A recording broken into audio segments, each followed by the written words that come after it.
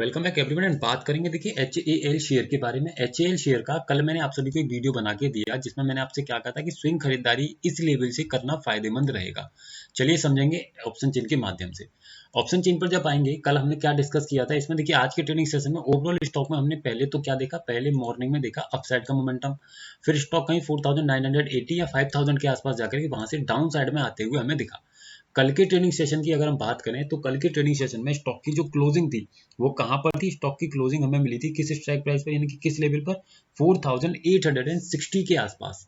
वहीं आज के ट्रेडिंग सेशन में स्टॉक 4860 के ही आसपास ओपनिंग देने के बाद कहां तक गया, लगभग 5000 के लेवल्स तक, 4980, जो कि जाना तय था। क्यों? क्योंकि ऑप्शन चेन पर हम जब देखेंगे तो हमारा जो रेजिस्टेंस क्रिएटेड था वो 5000 पर क्रिएटेड था।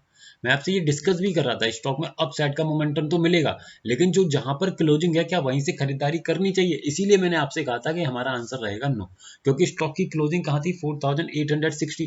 स्टॉक का रेजिस्टेंस था 5000 पर और स्टॉक का सपोर्ट था 4800 पर। साथ ही हमने डिस्कस भी किया था कि स्टॉक ऑलरेडी 4800 के आसपास से आ रहा है, तो ऐसे केस में 5000 के लेवल्स को तो दिखाएगा।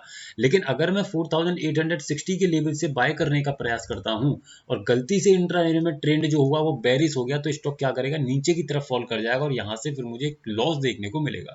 ऐसे केस में मैंने आपको यही कहा था कि जहां स्टॉक खड़ा है वहां से 70-80 पॉइंट नीचे आने दीजिए, तब वो बाइंग के बारे में सोचेंगे। तो ऐसा उसमें नहीं हो पाया क्योंकि स्टॉक का जो रेजिस्टेंस था, मतलब रेजिस्टेंस का इंट्राडे में जो उसका प्रेशर बना वो बन गया बुलिश। अब देखिए यहां पर समझते हैं क्या हुआ आज के ट्रेडिंग सेशन में। आज के ट्रेडिंग सेशन में मैंने क्या देखा कि मेरा रेजिस्टेंस OI के कारण था 5000 पर। तो अगर प्रॉपर 5000 की मुझे वैल्यू मिल जाती तो डेफिनेटली मैं इसको सेल करके एक अच्छा मुनाफा कमा सकता था। स्टॉक ने पूरा 5000 का वैल्यू नहीं दिया, बल्कि 20 पॉइंट पहले ही स्टॉक फॉल कर गया। क्यों कर गया, इस चीज को समझते हैं।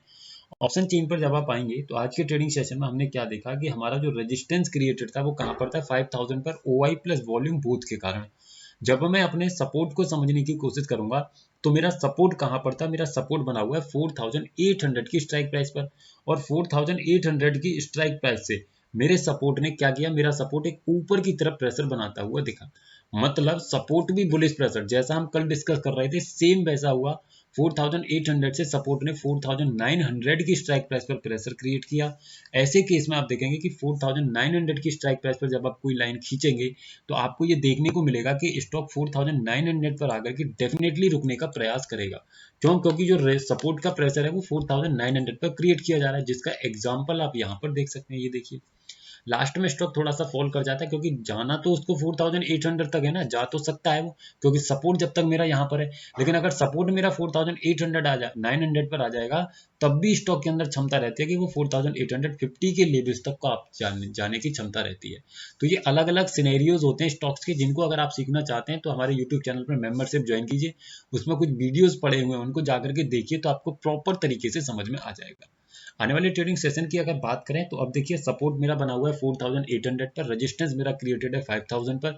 तो ऐसे केस में मुझे क्या करना पड़ेगा, लाइव मार्केट में वॉल्यूम के कारण जहां भी मेरा सपोर्ट बनेगा जैसा उसका प्रेशर होगा, जहां भी मेरा रेजिस्टेंस बनेगा जैसा उसका प्रेशर होगा, अकॉर्डिंग टू दैट सिचुएशन मुझे अपने लेवल्स को समझ करके चलना पड़ेगा। वीडियो सिर्फ एजुकेशनल पर्पज है सर। अगर किसी स्टॉक के बारे में क्वेरी है तो इस नंबर पर आप व्हाट्सएप करके अपनी क्वेरी का आंसर ले सकते हैं।